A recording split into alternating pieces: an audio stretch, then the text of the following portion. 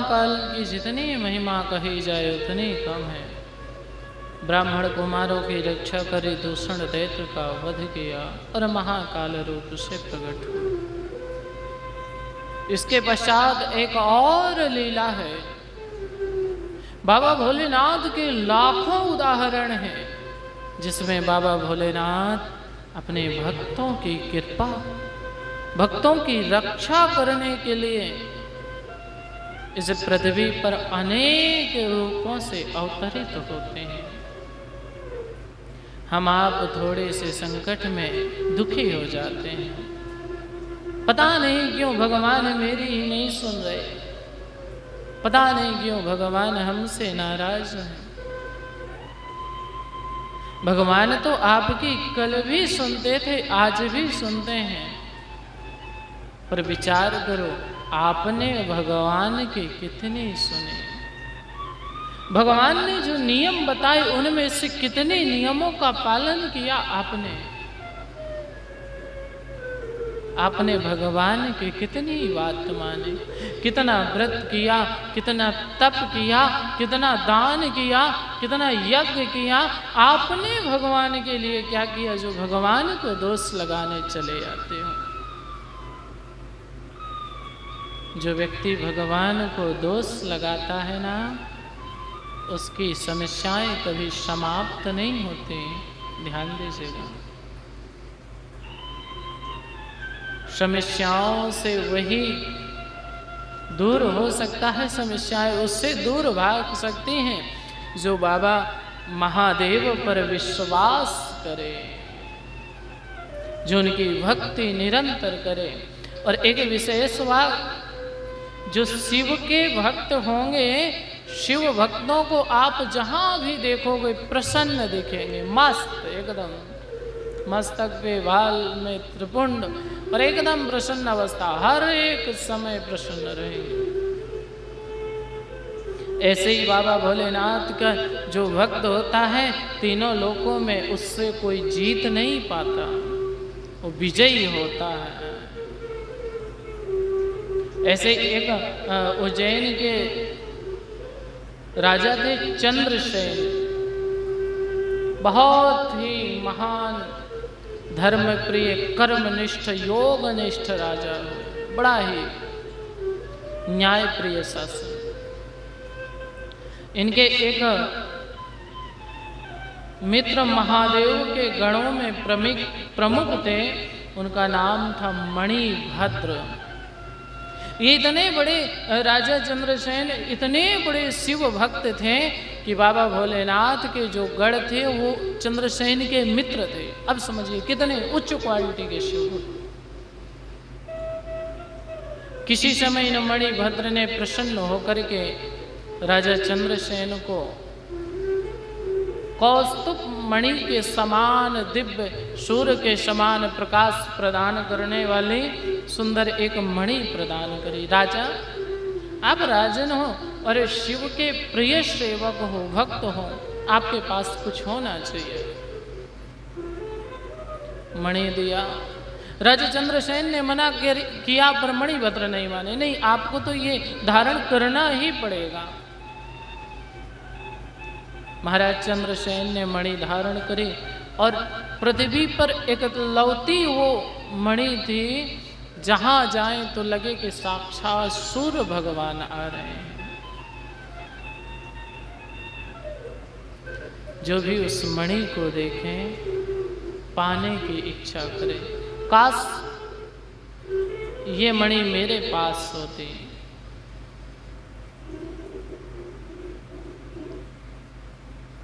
और कई लोग तो मणि को पाने में इतने विहाल हो गए, उनका लालच इतना बढ़ गया कि राजा से मांगना भी प्रारंभ कर दिया।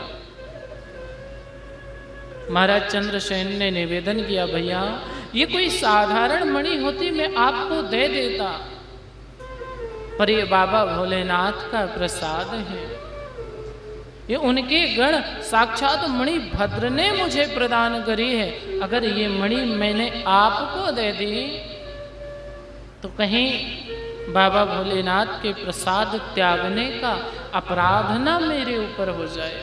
वो अपराध ना लग जाए, पाप ना लग जाए, इसलिए क्षमा करें। ये और कोई चीज चाहिए तो ले लीजिए, ये मणि मत मांगो, ये महाकाल का प्रसाद है।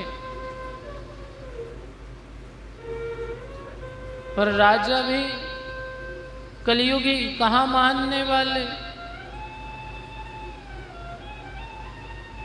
जब काम बढ़ता है तो व्यक्ति किसी की बात नहीं मानता, जब क्रोध बढ़ता है तो कोई कितना मना करे व्यक्ति नहीं मानता, और जब लोभ बढ़ता है तो व्यक्ति नहीं मानता, संसार की सारी हदें पार कर देता, सारी सीमाएं लांघ जाता।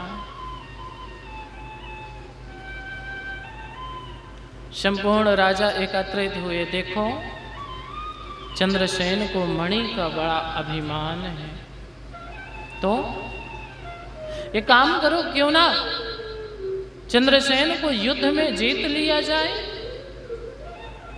और उसके बाद पहले के राजा युद्ध करते थे, युद्ध में जिस राजा को जीत लेते थे ना, तो मणि उसका मुकुट उतार करके अपने यहाँ रख लेते थे। मणि तो होती नहीं। सोचा कि राजा चंद्रसेन को जीतेंगे तो इनका मुकुट और मुकुट के साथ साथ मणि भी अपनी हो जाएगी, फिर आपस में कुछ भी करो, बांटते रहो, पर इसके पास न रहे। अब विचार करो, 1000 राजाओं की योजना, हजारों राजा लड़ेंगे एक मणि के लिए, और मान लो अगर मिल भी गई तो किसके पास रहेगी? भाई मणि तो एक ही लोग पहनेंगे। 1000 राजा बोले पहले लड़के मणि हाजिर कर लो, फिर जिसके पास मणि आए तो फिर लड़ो, फिर उस लड़ाई में जो विशेष बचे उसी की है मणि। लोभ इतना बढ़ा कि बहुत ज्यादा मणि चाहिए, कैसे भी मिले। सभी राजाओं ने सेना एकत्रित करके उज्जैन नगरी को घेर लिया, चारों तरफ से सूचना पहुंचा दी, महाराज चंद्रसेन प्राण चाहते हो, जीवन दान चाहते हो, हमारी शरण में आ जाओ, और हाँ वो मणि हमें प्रदान कर दो, अन्यथा तुम्हारा राज्य शासन प्रजा सब नष्ट कर देंगे। महाराज चंद्रसेन बोले लो जी कर लो बात। अरे कोई मेरा राज्य है? यहाँ के राजा महाकाल हैं, जो खुद कालों के काल हो, उसे मृत्यु का भय दिखा रहे हो। पर महाराज चंद्रसेन बाबा भोलेनाथ के प्रिय भक्त बोले जाने भोलेनाथ जी,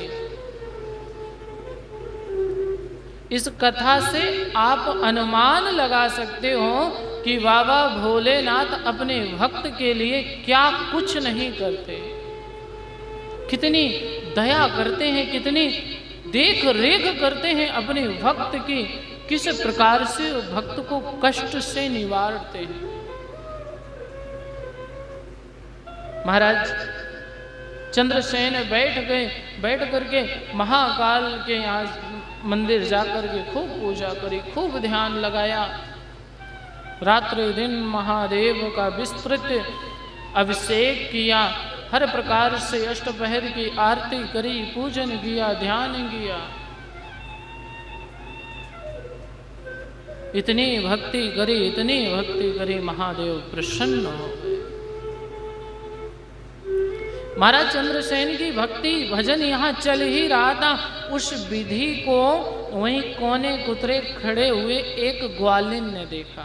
छोटा सा बच्चा लेकर के आई, ग्वालिन ने देखा इतनी अच्छी पूजा महाकाल की, बाबा महादेव की, मैं भी अपने घर में करूंगी, अपने पुत्र से कराऊंगी, पति तो है नहीं। बाबा महादेव कृपा करें कि मेरा बालक भी सुयोग हो जाए। मन में विश्वास अटूट निष्ठा रख करके वह ग्वालिन अपने बालक को लेकर के घर चल पड़ी। घर पहुंच करके जो भी धन था उस धन से गंध अच्छादि इत्यादि खरीद करके ला करके पुष्प इत्यादि सामग्री एकत्रित करके ग्वालिन ने महादेव का पार्थिव शिवलिंग बनाया और बालक के हाथ से पूजन करवाया। सुंदर पूजन महादेव का हुआ। तो देखिए महादेव की लीला। बाबा महादेव भ्रकुटी विलास सृष्टि लय हुई, उनके सोचने मात्र से संपूर्ण सृष्टि नष्ट हो सकती है। उन्होंने कहा कि मैं इन तुच्छ राजाओं से युद्ध करने के लिए तो जाना ठीक नहीं है, फिर कुछ ऐसी लीला करता हूं कि राजा खुद व खुद परास्त हो जाए बिना लड़े। यही लीला करी महादेव ने। इधर वह ग्वालिन अपने बालक के साथ पुष्प गंधक छादी दीप से भूयो भूयः समाचर्य पत्रे पुष्पे मनोरमय पुष्प इत्यादि को एकत्रित करके नृत्यम च विविधम कृत्वा प्रणनाम पुनः पुनः। रात्रि जागरण किया, नृत्य गायन किया और महादेव का सुंदर पूजन किया, अभिषेक किया। इतना पावन अभिषेक महादेव प्रसन्न हो गए। पर उस बालक के अंदर वह शिव की ऐसी छवि विराजमान हुई कि वो बालक की यथार्थ समाधि लग गई। अब बालक समाधि में बैठ गया। मैया ने कहा बेटा आ जाओ भोजन कर लो। बेटा नहीं सुना। थोड़ा समय बीत गया। बेटा समय अधिक हो रहा है, आ जाओ। बेटा नहीं उठा पूजन से, शिव में समाधि, एकदम ध्यान मग्न। मैया को लगा कि मेरा एक ही बालक है और हो ना हो, इसको कुछ हो ना जाए, तो गई जाकर के झुंझलाते हुए बेटा उठो। देखा कि बेटा अभी भी नहीं उठा। ग्वालिन को क्रोध आई और सामने रखी शिवलिंग को उठा करके फेंक दिया। बेटा कहीं कुछ हो तो नहीं गया। शिवलिंग के गिरते ही उस बालक के नेत्रों में अश्रु आ गए। हे नाथ, हे नाथ, शिव शिव कह करके दया करना कह करके पृथ्वी पर लेट गया, मूर्छित हो गया, अचेत हो गया। मानो उस बालक के किसी ने हृदय पे आघात किया, प्राणों पे आघात किया। मैया तो इतना करके चली गई, पर वह गोप थोड़ी समय बाद जब चेतना आई, नेत्र खुले, नेत्र खुलते ही इतना सुंदर दृश्य कि आज तक संपूर्ण जीवन में उसने कभी नहीं देखा। देखा जो शिवलिंग फेंकी थी वहां पर विशाल भोलेनाथ का स्वर्णमयी मंदिर है। इतना पावन स्वर्णमयी दीप धूप और संपूर्ण श्रृंगार स्वर्णमयी, और मैया पार्वती के साथ बाबा भोलेनाथ विश्राम कर रहे हैं। यह सुंदर झांकी ज्यों उस बालक ने देखी, जमीन में लेट करके प्रणाम किया, नमन किया।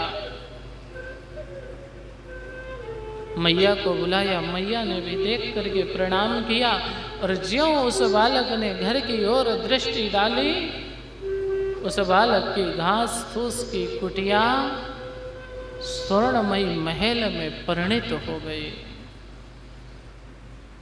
ये महादेव की कृपा है। महादेव जब किसी को देते हैं, दान करते हैं, तो उसमें वजन नहीं देखते। अब इस गोप की इतनी लीला हो, इतनी भक्ति प्रख्यात हुई कि साक्षात चंद्रसेन को पता चला कि वहां स्वर्ण का मंदिर, उस गोप की स्वर्ण की कुटिया, भागे भागे शिव दर्शन के लिए चले आए। महाराज चंद्रसेन ने बाबा भोलेनाथ को नमन किया, प्रणाम किया। इधर यही बात जो युद्ध के लिए तत्पर राजा हैं उनको पता चली कि भोलेनाथ के परम भक्त हैं, इनके यहाँ साक्षात भोलेनाथ प्रकट हुए हैं। अगर हमने इनसे विरोध किया तो भोलेनाथ के क्रोध से कोई बचा नहीं सकता।